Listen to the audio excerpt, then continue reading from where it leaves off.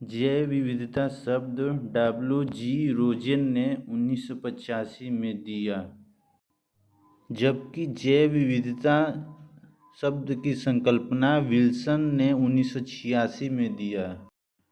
इसलिए जैव विविधता का फादर विल्सन को कहा जाता है। वह स्थान जहाँ पर वर्ष भर सर्वाधिक तापमान पाया जाता है तथा सर्वाधिक वर्षा जहाँ पर होती है वहाँ पर जैव विविधता ज़्यादा पाई जाती है।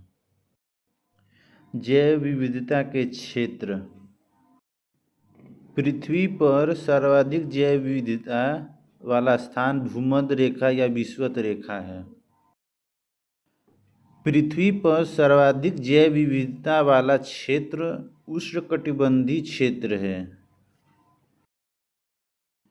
विषुवत रेखा से जैसे जैसे हम ध्रुवों की ओर आगे बढ़ते हैं वैसे वैसे जैव विविधता घटती चली जाती है, जबकि दोनों ध्रुवों से भूमध्य रेखा की ओर आगे बढ़ने पर जैव विविधता बढ़ती जाती है।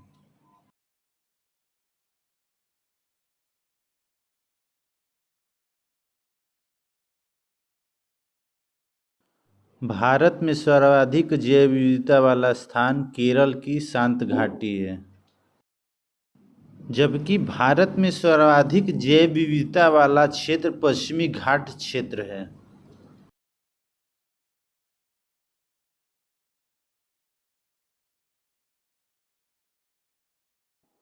जैव विविधता का संरक्षण हम दो प्रकार से करते हैं। पहला स्वस्थाने, दूसरा बाह्य स्थाने। जब हम किसी जीव का संरक्षण उसके प्राकृतिक आवास में रख कर करते हैं तो उसे स्वस्थानीय संरक्षण कहते हैं, या दूसरे शब्द में हम कह सकते हैं कि जीव जहाँ प्राकृतिक रूप से पाया जाता है उसी स्थान पर रखकर उसका संरक्षण करते हैं। जैसे राष्ट्रीय उद्यान, वन जीव अभयारण्य, जैवमंडल आरक्षित क्षेत्र। जब हम जैव विविधता का संरक्षण उसके प्राकृतिक आवास से हटाकर अन्य स्थान पर करते हैं या किसी कृत्रिम स्थान पर रखकर करते हैं तो उसे बाह्य स्थानीय संरक्षण कहते हैं। जैसे चिड़ियाघर, पौधाशाला, अनुसंधानशाला। जैव विविधता का मापन। जैव विविधता का मापन हम 3 आधार पर करते हैं। पहला अल्फा मापन, बीटा मापन, गामा मापन। अल्फा मापन हम संख्या के आधार पर करते हैं। जब हम जैव विविधता का मापन संख्यात्मक आधार पर करते हैं या अंकों के रूप में करते हैं तो इसे जैव विविधता का अल्फा मापन कहते हैं। जैसे हम कहें आपकी गांव की कुल जनसंख्या कितनी है, मान लीजिए 2000, या आपके गांव के प्रजातियों की संख्या कितनी है, मान लीजिए 200। ये अल्फा मापन है का उदाहरण है।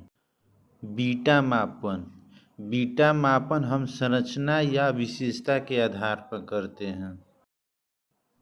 जब हम जैव विविधता का मापन जीव की संरचना के आधार पर या जीव की शारीरिक या मानसिक आधार पर करते हैं तो उसे बीटा मापन कहते हैं।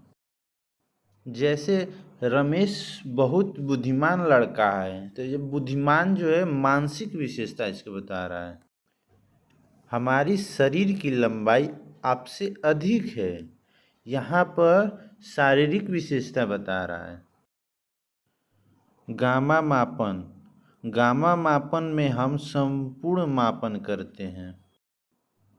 जब हम जैव विविधता का मापन संपूर्ण रूप से करते हैं तो उसे गामा मापन कहते हैं। जैसे किसी भी जीव के आवास के आधार पर मापन करते हैं तो उसे गामा मापन कहते हैं, या परितंत्र के आधार पर मापन करते हैं, या जीव के वातावरण के आधार पर मापन करते हैं।